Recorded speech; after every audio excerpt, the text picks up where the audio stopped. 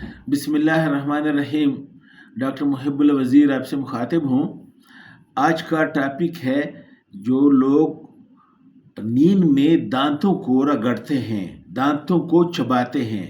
یہ video special میں doctor شاہد وزیر کی فرمائش پہ اپلوڈ کر رہا ہوں.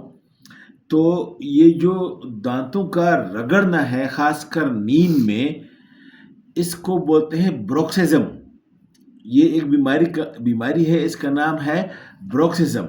اور یہ جو ہے اس کو انوالنٹری، غیر ارادی، بے اختیاری دانتوں کا آپس میں کلینچنگ، دبانا یا رگڑنا، اس کو بولتے ہیں بروکسزم، یا نیند میں دانتوں کو چبانا جس سے آواز بھی پیدا ہوتی ہے.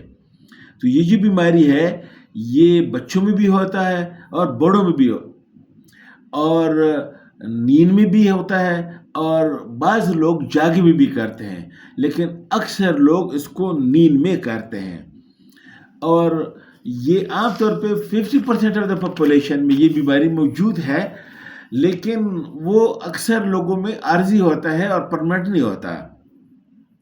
لیکن 5% لوگ ایسے ہوتے ہیں جن میں یہ بیماری پرماننٹ ہوتا ہے اور لائف لانگ ہوتا ہے، اور بہت وہ زور زور سے دانتوں کو رگڑتے ہیں جس کی وجہ سے پوری آواز بھی پیدا ہو جاتی ہے، اور ساتھ میں سونے والے، ساتھ میں کمرے میں رہنے والے لوگوں کو ڈسٹرب بھی کرتے ہیں.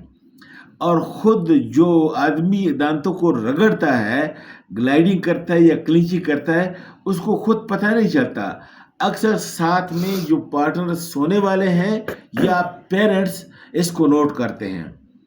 تو اس میں یہ نہیں، اگر بچوں میں ہو تو پیرنٹس نوٹ کرتے ہیں، اگر بڑوں میں ہو تو پھر ساتھ میں پارٹنر جو کمرے میں سونے والے ہیں ان لوگوں کی ہے. اس کی وجوہات کیا ہے؟ اس کی وجوہات میں مینٹل سٹریس، ٹینشن، اور ہائپر ایکٹیو بچوں میں بھی اس طرح ہے، بڑوں میں بھی. اچھا، اور پھر بڑوں میں جو ہے جو سگریٹ نسوار اور الکوہل زیادہ پیتے ہیں ان کو بھی ہوتا ہے.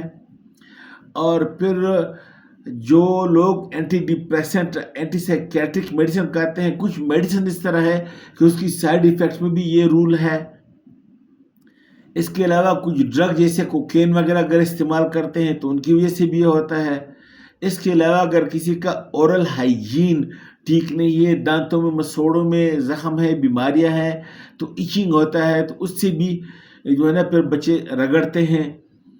اور اس کے علاوہ کچھ وجوہات اور بھی ہیں. مثال کے طور پر بچے جو ہے نا وہ ٹینشن سیکنگ ہے، یعنی پیرنٹس اگر بچوں کو اٹینشن نہیں دینا چاہتے ہیں تو پھر وہ بچے اٹینشن سیکنگ کے لیے یہ کام کرتے ہیں تاکہ پیرنٹس کی میری طرف اٹینشن ہو جائے. تو یہ ایسے مختلف وجوہات ہیں جس کی بنا پر یہ لوگوں میں یہ بیماری آ جاتی ہے. اب اس کا علاج کیسے کرنا ہے؟ اس کا علاج یہ ہے کہ سب سے پہلے تو یہ ہے کہ اپنے اورل ہائیجین کو ٹھیک رکھیں، اور دانتوں کی صفائی اور مسوڑوں میں زخم وغیرہ اگر ہو تو اس کا پراپر علاج کریں. اس کے علاوہ سوتے میں جو ہے یہ ایک سپلنٹ ہوتا ہے، ڈینٹل سپلنٹ، جو دانتوں میں ڈالتے ہیں، تو اس سے وہ بیماری تو ختم نہیں ہوتی، لیکن وہ پھر دانت بار بار رگڑنے سے دانت خراب بھی نہیں ہوتے، اور دانتوں سے وہ آواز بھی نہیں آتی جو دوسروں کو ڈسٹرب کرتا ہے، حالانکہ اسے ٹھیک نہیں ہوتا.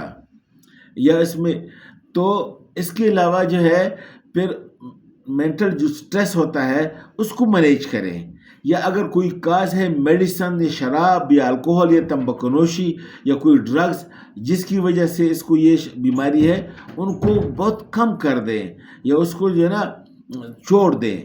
اور پھر اس کے علاوہ کچھ یہ ہے نا کہ بچوں میں اگر ہے تو بچوں کو آپ اٹینشن سیکنگ، جو اگر آپ سمجھتے ہیں ان کو اٹینشن دے دیں، اور سونے سے پہلے ان کو ایسی چیزیں نہ دیں جیسے کیفین ہو، کیفینیٹڈ ہو، چائے ہو، ایسی چیز بچوں کو نہ دیں جس سے مینٹل سٹیمولیشن ہوتا ہے.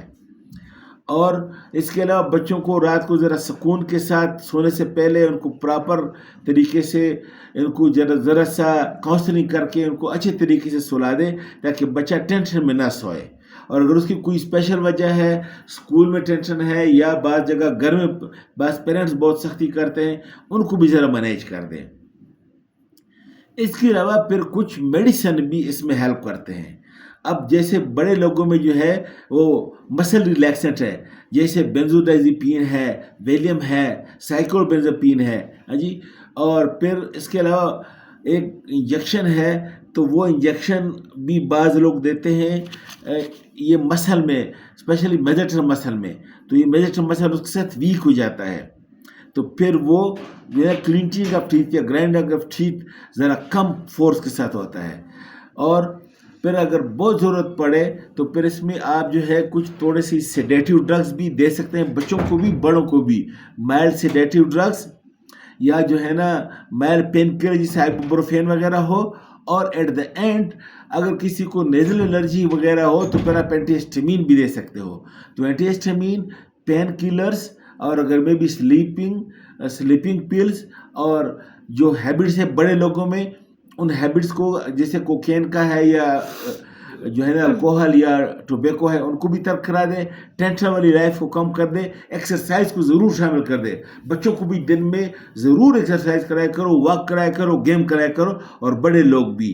تو اس طریقے سے یہ مینیج ہو سکتا ہے اور یہ مسئلہ حل ہو سکتا ہے. Thank you very much.